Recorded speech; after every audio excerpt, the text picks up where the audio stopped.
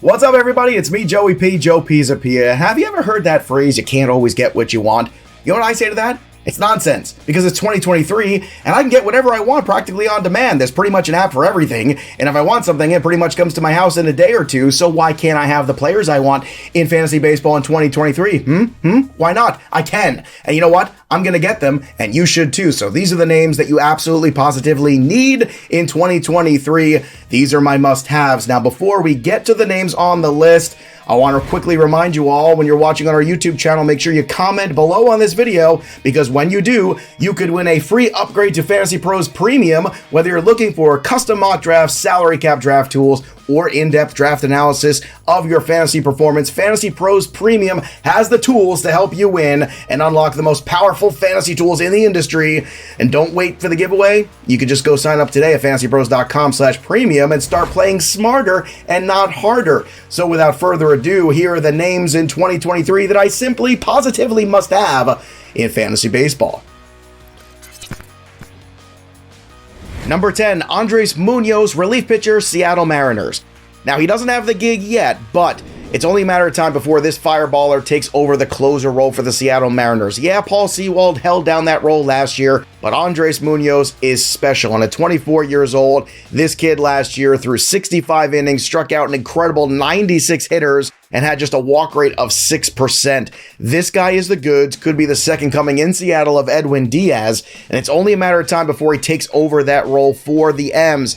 Don't sleep on this player. He's going at an average ADP of 169 overall, and that is just unbelievable value for a guy who might end up with the lion's share of the saves, not to mention the incredible strikeout and peripheral stats you're going to get with Munoz as well.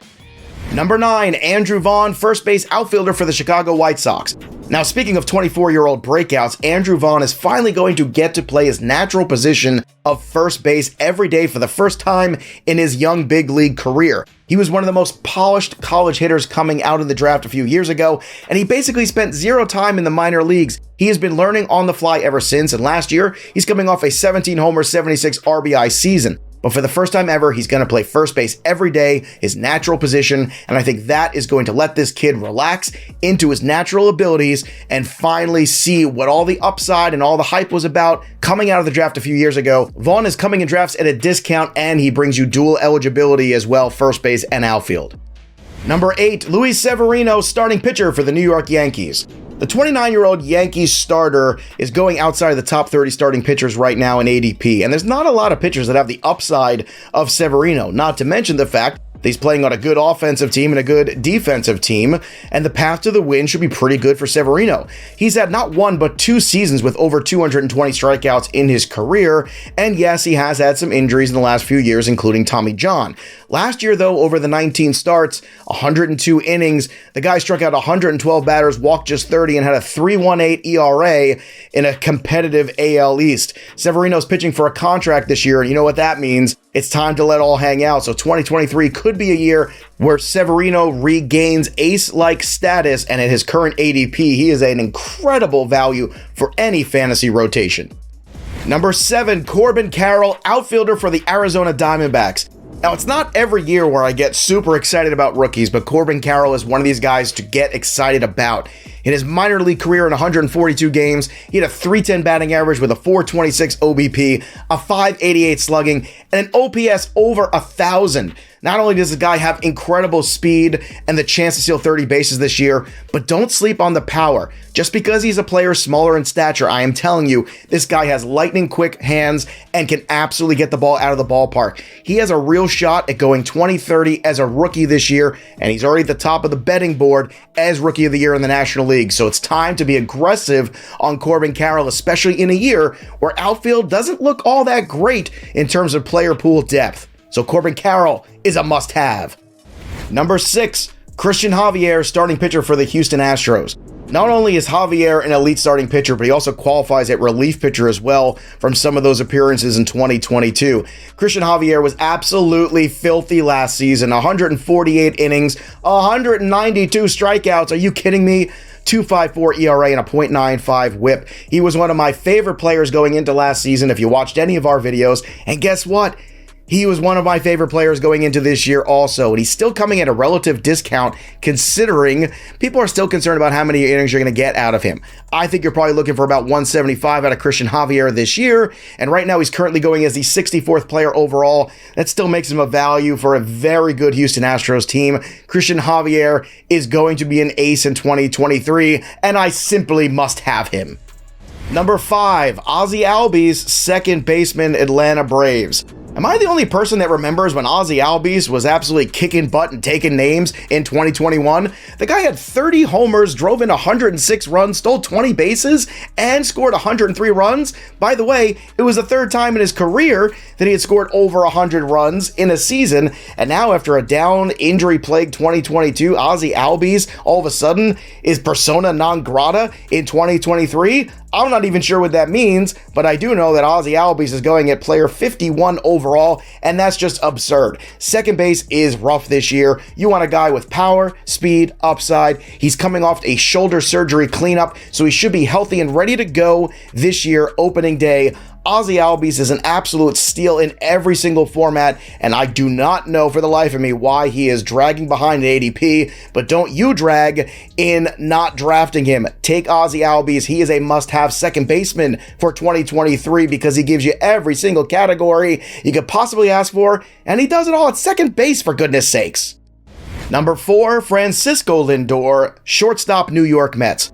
Now, I understand that shortstop is generally seen as a deep position in 2023, but I don't care. I still want elite talent, and Francisco Lindor is just that. Last year, he had 270, but he scored 98 runs, drove in 107, stole 16 bases, and also hit 26 home runs, playing 161 games. Did you hear me? 161 games. Who does that anymore in Major League Baseball? I don't know, but I understand 2021 was a disappointment for a lot of people that made a big investment in Lindor, but that dude lived up to the hype in 2022. He plays on a fantastic Mets roster in 2023, and to me, he is still a relative value at ADP 29 overall. So Francisco Lindor is a player that I absolutely must have. Despite the depth at shortstop, I want Lindor on my roster in every format I can get him.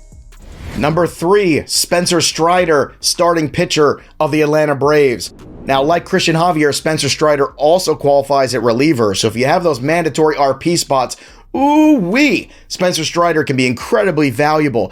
This guy was absolutely absurd last year. In 131 and 2/3 innings, he struck out 202 guys. Let that sink in. 202 strikeouts in 131 innings. He had 11 wins, just 45 walks, a 2.80 ERA, and a .99 whip. I gotta tell you, he surprised even me. I thought he'd end up being maybe a high-end closer someday, but Spencer Strider proved me wrong. He is a rotation guy all the way, and he's probably in that range of 150 to 160 innings this year. With an incredible K percentage of 38.3, Spencer Strider is elite. He's going as the 7th pitcher off the board, and you know what? I'm not afraid. I'm going all in, jumping in with 2 feet into the pool, and the water is just fine when it comes to Spencer Strider in 2023. Number 2, Fernando Tatis Jr., shortstop for the San Diego Padres. I get it. 2022 was a lost year, but it was a year of learning and growth, hopefully, for Fernando Tatis Jr. He has struggled with injuries. He has struggled with maturity issues, but he doesn't struggle when it comes to actually putting the bat on the ball. In 2021, he played 130 games. He had 42 bombs, scored 99 runs, drove in 97, and had 25 steals with a 282 batting average. Now, look, I understand Fernando Tatis comes with some risk, and he's going to miss the first few weeks of the season, filling out the rest of his suspension. But this is a player with top 5 overall upside. Let me say that again. Top 5 overall upside, and he's going an ADP of 20. Once I am in that second round, heck, if I'm even at the turn at 12 in drafts, I am taking Fernando Tatis Jr. because this guy is a league winner, not to mention the fact he is playing an absolutely loaded lineup in San Diego this year. So Fernando Tatis Jr., this is the last time you're coming at a discount, and guess what? I'm going to have all the shares of Fernando Tatis Jr., and so should you in 2023 because the risk is well worth the reward. And my number 1 must-have player for 2023 is Julio Rodriguez, center fielder for the Seattle Mariners. Now, look, I understand it's big time draft capital, but come on, we're talking about you got to have a first round pick or you got to spend some money in salary cap drafts. So who are you going to target as the building block foundation of your rosters in 2023? And for me, it's Julio Rodriguez. We have barely scratched the surface of how good this player is.